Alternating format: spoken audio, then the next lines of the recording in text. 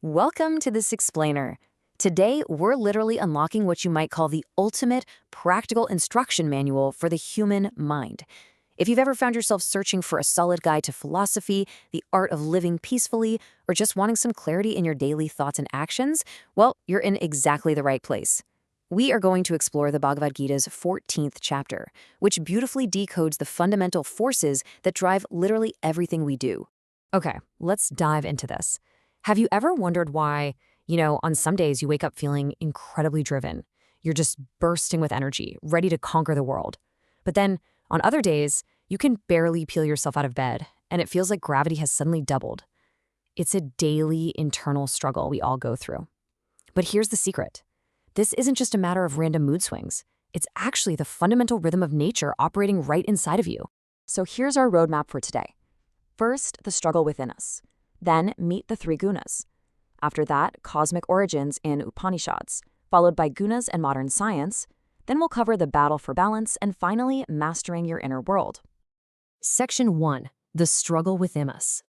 We all share the same basic human biology, right? The blood flowing through our veins is the same. But our inner dispositions, our likes, our dislikes, our behaviors, they wildly fluctuate. Now, as the Bhagavad Gita points out, the ultimate goal of understanding these wild fluctuations is actually to achieve equanimity. The mind of a perfect, self-realized person just isn't shaken by difficulties. It doesn't constantly chase after pleasures, and it's completely free from fear, greed, and attachment.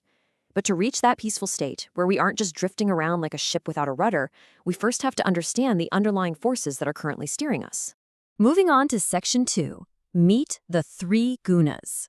This right here is the absolute heart of Chapter 14 of the Gita, known as Gunatraya Vibhaga Yoga.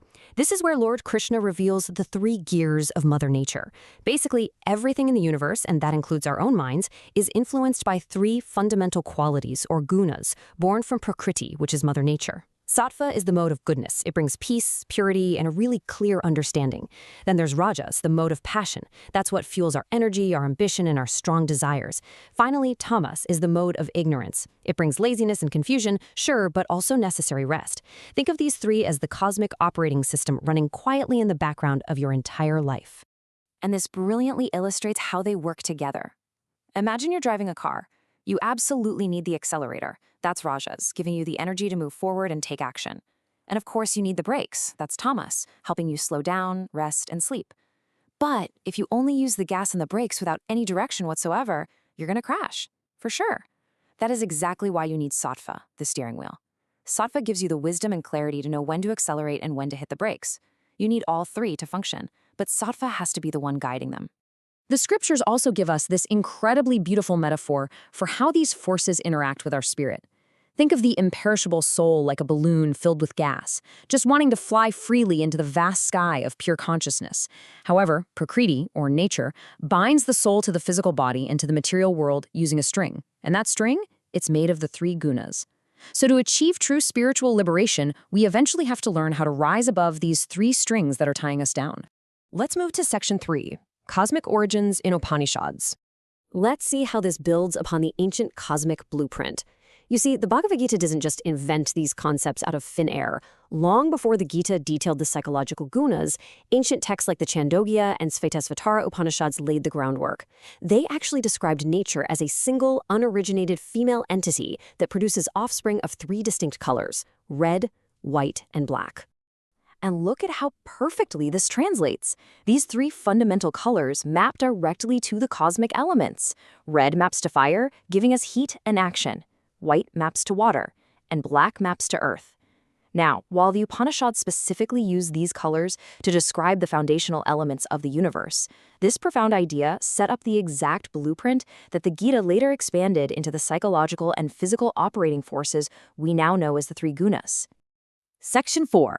Gunas and modern science. It is absolutely fascinating to see how, thousands of years later, these ancient Vedic concepts are practically mirroring the discoveries of modern quantum physics. Recent studies looking into Vedic traditions point out how a cosmic consciousness field actually gives rise to physical matter. The universe isn't just a bunch of dead rocks floating around. It's a dynamic expression of energy condensing into measurable matter, guided by very specific fundamental principles. Now, what's really interesting about this slide is the direct parallel.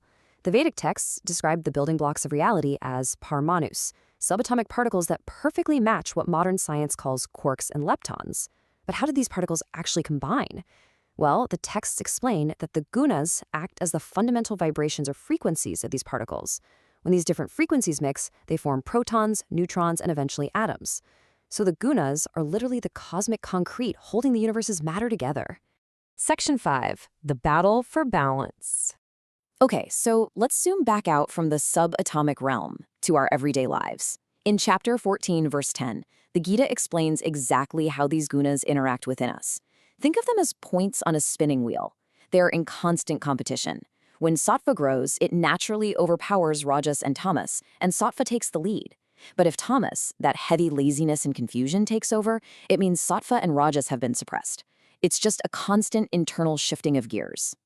So what happens when Rajas, that restless, passionate energy, overheats and drives us into overwhelming stress and anxiety? This is where the ancient texts hand us some deeply comforting, incredibly practical tools for our daily struggles. The Bhagavad Gita tells us to focus on the action itself without getting attached to the results.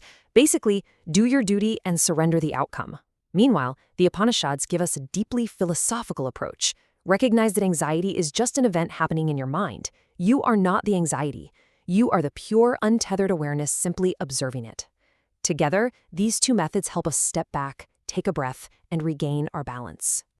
Section 6. Mastering your inner world. So the crucial point here is, how do we actually apply all of this?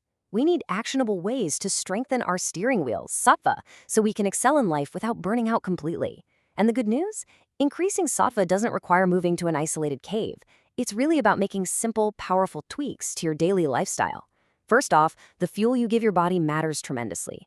Eating fresh, home-cooked food instead of heavy, processed junk naturally decreases tamas and instantly boosts sattva. Second, get your energy flowing correctly. Doing a little morning Surya Namaskar or some simple yoga tunes your physical frequency for the day. And third, feed your mind. Read and learn something deeply meaningful every day, maybe a verse from the Gita. These aren't chores, they're empowering habits that steadily build up your sattva, keeping you highly active, yet incredibly calm and wise. We've explored how the three gunas essentially bind the entire cosmos together, all the way from the earliest Upanishads down to the subatomic particles in your body and right back into your daily habits. Mother Nature has handed you the accelerator, the brakes, and the steering wheel. So I'm going to leave you with this question to reflect on as you go about the rest of your day. Which guna is driving your car right now? And are you ready to take the steering wheel back?